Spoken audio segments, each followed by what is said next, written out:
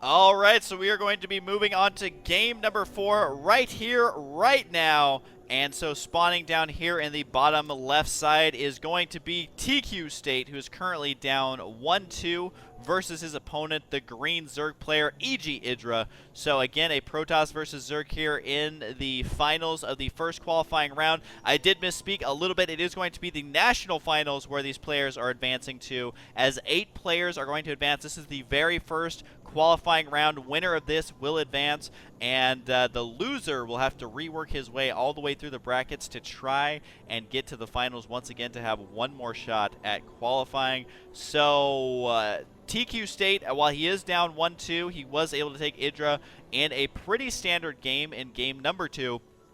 But in game number 3, it really shows you IdrA's skill level in that he was able to win with literally just Zerglings. That's the only tech he was able to get, or the only tech he needed to get, rather. And he was able to, like, even telling his eggs exactly where to go before they're even done hatching. I mean, he is such a commander that even before you're born, he's already telling you what to do. So telling you he is on top of his micro and his macro, like always. And so it's going to be difficult for State to come back and win this series, because right now he's going against someone where if he loses, he is done, and he also has to beat the best North American player twice in a row. That is no easy feat whatsoever. EG IdrA once again getting the spawning pool early, which I think is phenomenal decision making from him. He's not going to lose to any sort of proxy or anything like that, which really, a lot of times when you see a player who is an underdog going against someone who is much more expected to win, you will see players go for some sort of cheese. But State is being a man, being a gentleman, and is instead going to expand after Pylon and just going to go for heavy macro play. Now the map is Tal'Darim Altar, and the reason he can get away with this is because he scouted with his probe first. He saw the timing of the spawning pool, saw the timing of the expansion. I believe he has seen the hatchery already. No, he hasn't, but he knows when it was going down. So that is going to tell him, I can get away with an expansion before my opponent can even get Zerglings to my base, just based on the timing alone. So Nexus on the way, should see Forge on the way as well. We already do, says everyone who's been watching the minimap and the production tab, and this could easily be a gateway as well. Yep,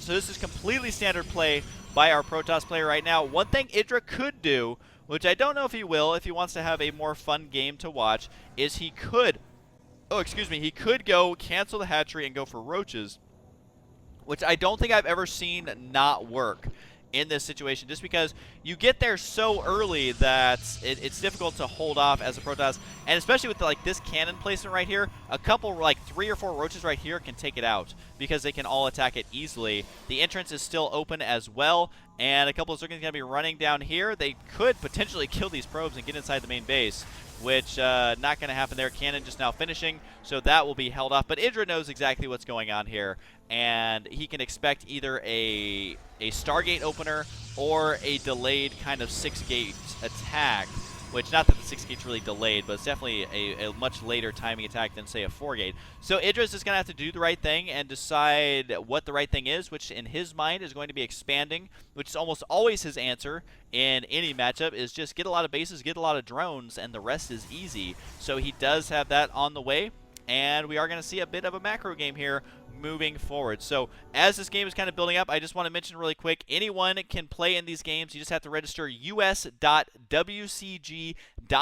That is, of course, for North American players, and since it is called the World Cyber Games for a reason, there is qualifiers for many regions of the world.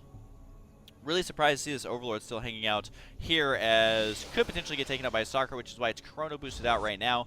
And again, IdrA, I think, it may just be playing with his opponent here a little bit. He's already won with a very, very aggressive style of play where he only made a lot of Zerglings. And he could have done the same thing, but with roaches in these spawn locations and build orders, but is not deciding to do that. Just instead wants to sit back, have some fun, allow his opponent to build up, and you can see State is getting a 3rd cannon, which this is such a weird place for a Zerg player to be, or for a Protoss player to be in, because you don't know, like, if your opponent, if you knew your opponent was never going to attack, you could save 300 minerals and not make the cannons, or like you don't know if they're going to attack or not, so then you have to get extra cannons, and it's really a peculiar situation for a Protoss player to be in. So we'll see if it is going to pay off or not, though. He is supply blocked, unfortunately, so that is going to hurt his pro production quite a bit. I don't know if he even has a pylon on the way.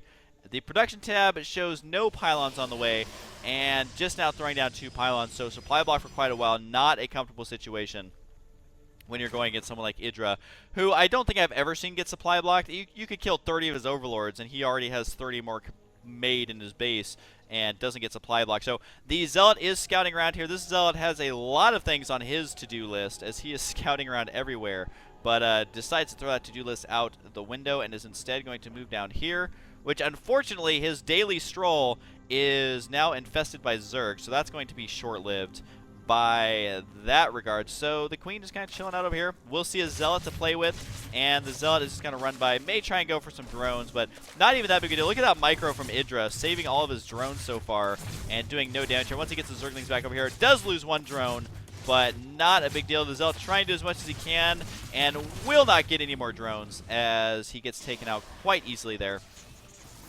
And Overlord getting tickled to death by this Sentry. Unfortunately, the Stalker micro not the best, but the Overlord will indeed go down. But that Overlord usually dies a lot sooner than that.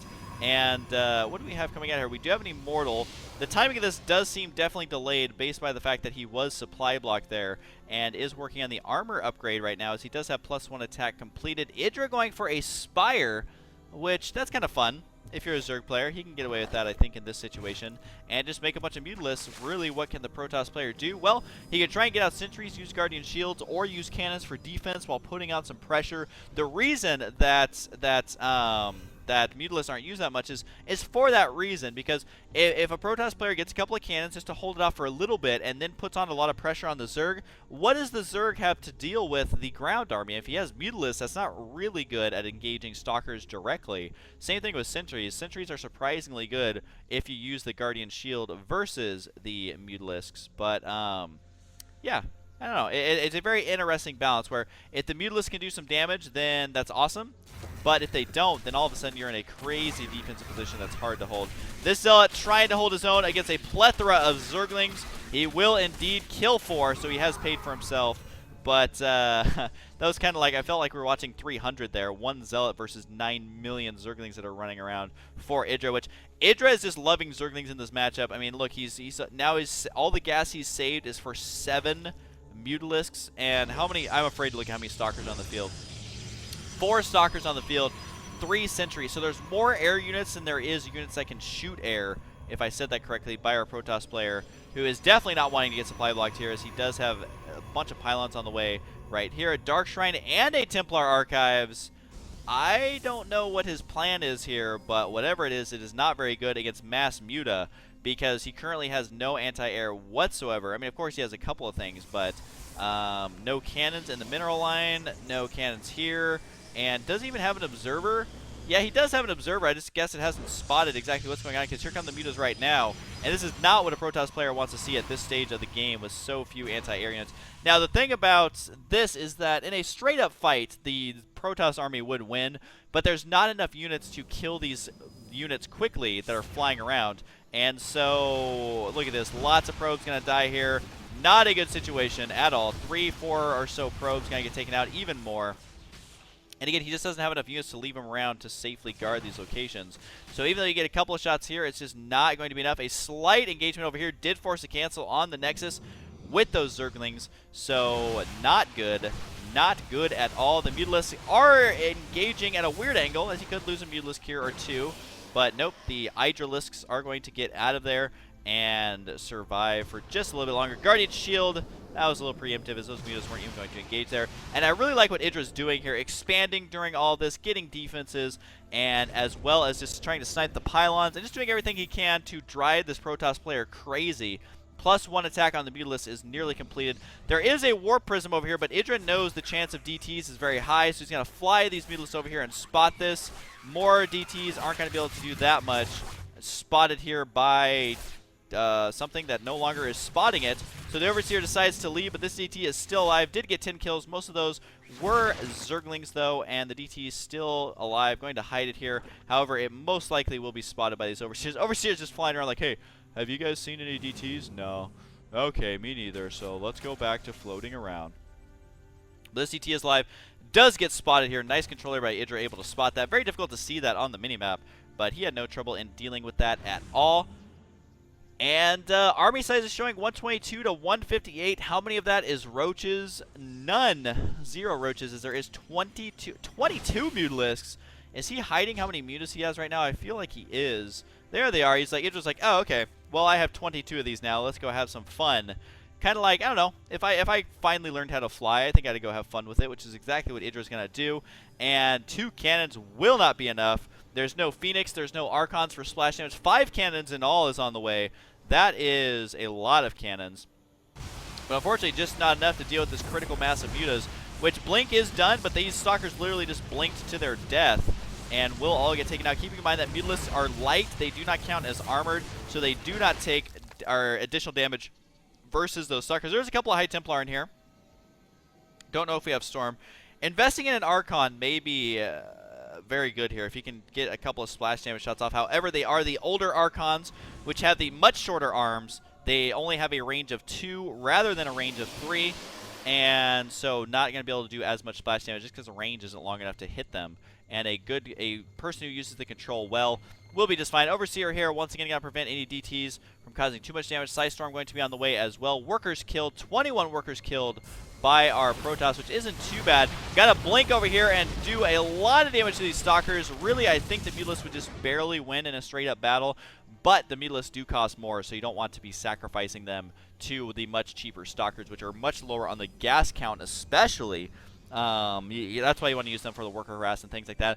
I wouldn't be surprised to see IdrA stop Mutalisk production, which it looks like that's exactly what he's doing. Just because, I mean, once you start going against too many Stalkers, at some point the Protoss player will push out, and you have to have something in response to it, and IdrA's response is going to be pathogen glands coupled with infestors, which spawned a second or two too early, just so they won't benefit from that. But they will have energy for fungal growth here in a matter of seconds. And once again, going for that Neural Parasite, he also has Hive Tech on the way. We'll see if he has more success with this Neural Parasite than Neural Parasiting 1 Immortal, which is actually how he lost last game, but he's in a much better position, I would say, in this game than he was in that last one. Just because, I mean, the supply counts, look at it. It's now a maxed out Zerg versus a maxed out Protoss. Or not a completely not maxed out Protoss, excuse me. So this is a weird situation for a Protoss to be in. Thankfully, one thing going right for State is he does have his 3rd base, but he may want to ask IdrA for a loan, as IdrA now has 4,000 minerals, and all IdrA is doing is getting upgrades, which, as you can see, he has his Greater Spire on the way, and even if he loses all these mutas, doesn't even matter. As, yeah, a slight misclick there will cost those mutas their lives. However, I think he just stormed his own High Templar there. But all the mutas surprisingly going down as they were trying to snipe the High Templar here. And you may be going, now why would IdrA do that? Well, that's because he wanted to make 16 more roaches and join up with this army. So our Protoss player has a false sense of security as he killed all those mutas. But IdRA's already maxed out. Again, fungal growth on this entire army will be painful to watch if you are a Stalker fan. Just because, I would say like it's a football team. That does so much damage. Lots of force fields there, a little overuse of those, but will do a surprising amount of damage here. I don't know that he can win this battle quite yet, though. Although IdrA did not get a bunch of spine crawlers for defense, so if he can somehow kill this army, he will be in okay shape. But with fungal growth going down, I don't know if that's going to be a possibility here. Look at how quickly this vastly superior army is going to melt it away. And IdrA only has 1-1 attacks going against 2-2, and that just shows you the power of fungal growth. But our Protoss player does have really good upgrades. 3-3 on the way as well. Blinking up here will be able to take out this army. Is it going to be enough to finish the Kraken off? 32 roaches on the way, still 3,000 minerals in the bank, and our Protoss player is unwisely going for Overlord kills when right now he needs to be going for the kill, which I don't know if he can. I mean, he will get nice Overlord snipes here. But regardless, look at how many roaches he's going to be going up against. And IdrA going to try to engage. There is some DTs here which are going unchecked. Just kidding, there is some sort of detection in this army. Overseer over here just barely glancing and catching a glimpse of it. But the DT is doing a surprising amount of damage just because they can't all be seen from that range and just hacking away at the roaches. But roaches have so much health, and now the +2/+2 finishing as well, that all these DTs are going to die. I think splitting them up and running them around would have been a better situation. But that was a decent attack by State, trying to cause a lot of damage there. Look at the units lost tab. IdrA lost a lot more, but the problem is on a macro map with a macro Zerg going unchecked, it is impossible for a Protoss to keep up with a 5-base Zerg when the Protoss is only sitting on 3 bases. It is to the impossible to do that. So IdrA is just, look at this, continuing to make Zerglings, roaches, and pretty soon he will be going against a 3-3 Protoss, which can be scary, but the problem is that the Protoss doesn't have any Colossus. So he's just relying on Stalker, Zealot, High Templar, which, I mean, it can be good, but when you're down this much supply, not going to be as good as one person would like, especially with the Broodlords now completed. They do have that +1 attack from before, from using those Mutilis. Oh, this is the worst expansion to take against Broodlords, because Broodlords can just sit right here and boom, boom, boom, blow up your expansion. I'm surprised to see him not take this expansion instead. And that's a lot of expansions, or a lot of cannons right there. Looks like Blink can take out all these Broodlords. Don't really know what IdrA is doing in the middle of the map, but I don't know if it matters, as there is going to be a lot of units now in the center here. And it looks like IdrA may have some trouble dealing with this, but again, he has 36 Zerglings on the way, 2 Infestors, and there's an Archon, though, here for State. We'll see if he can really utilize that. With that +3 attack, it does 47 damage versus biological, if it can ever get close enough to do that damage. So right here, I'll keep him selected just to see if he rakes in any kills. Does have 6 kills from Side Storms, but trying to micro here. Unfortunately, a lot of his units are melee, so they're all getting taken out there by those roaches while trying to run away. 13 kills now on this Archon. He does so much damage versus Zerglings, but I just don't think it's enough. Look at how quickly it is going to melt away, and State trying to hold on as long as he can. The Broodlords may push this battle over the edge, though, as our Protoss player is backing out. He has rejoined with a lot of Stalkers, and I just don't know, though. With 3-3 attack, you would think he could do more, but unfortunately he's been stuck on these gateway units rather than getting out Colossus and Void Rays and things like that. Here come the Broodlords right now. Blink could be used, and it will indeed take out a lot of these. There is enough to one-shot these Broodlords. However, while they are doing that, they are getting completely decimated by Zerglings. It looks like IdrA is going to take this game pretty easily from here on out. It is 160 supply, now 170 to 110. And good micro here. I got to hand it to State for being able to micro around. He does have 200 APM, so his multitasking hasn't been too bad. Not that APM is a judge of skill per se, but it was what he needed to try and go toe-to-toe with IdrA. This game wasn't that bad. I really expected IdrA to have a much easier time here, but he's still just barely holding on. And State says, GG, you are awesome, and good luck at WCG, which is just amusing to me because IdrA didn't even give him the enjoyment of GGing when he got defeated by TQ State. So anyways, great game by IdrA, able to win this series 3-1. Thank you guys for watching. This was the WCG finals of the first qualifying round. The winner, who is now, we now know is going to be IdrA, is going to be advancing. This is the first of 8 qualifiers. Again, the winner of each qualifier will advance, so we're not going to see IdrA sweep all the qualifiers or anything like that. He is instead going to advance.